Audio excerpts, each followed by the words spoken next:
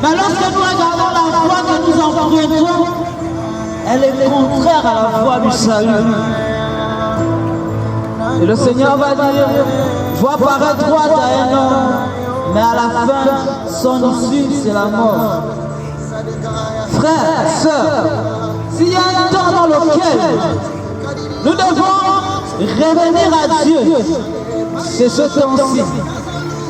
S'il y a un temps dans lequel les hommes doivent véritablement commencer à craindre Dieu, c'est le temps dans lequel nous sommes. Parce que c'est un temps qui marque le jour de l'avènement du Fils de Dieu. Parce qu'il va parler d'une chose qui va se produire dans les derniers temps. Il va dire les hommes vont se détourner de la foi. Il va dire qu'il va venir de moqueurs. Il va dire qu'il va venir de blasphémateurs. Il va dire que l'amour du plus grand nombre refroidira. Et aucun homme n'aura plus en lui la crainte de Dieu. Et lorsque nous voyons la terre, nous voyons que cette écriture s'est accomplie. Frères, sœurs, toute la terre est liée à la parole de Dieu.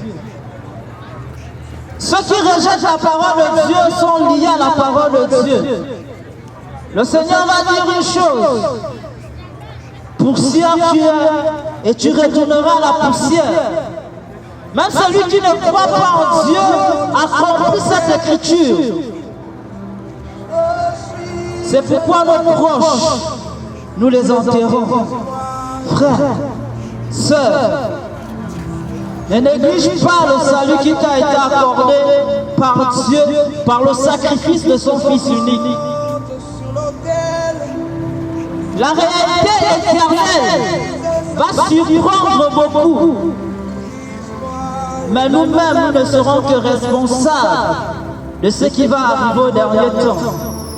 Dieu nous a donné l'opportunité de nous réconcilier avec lui en offrant son unique Fils, Jésus-Christ de Nazareth.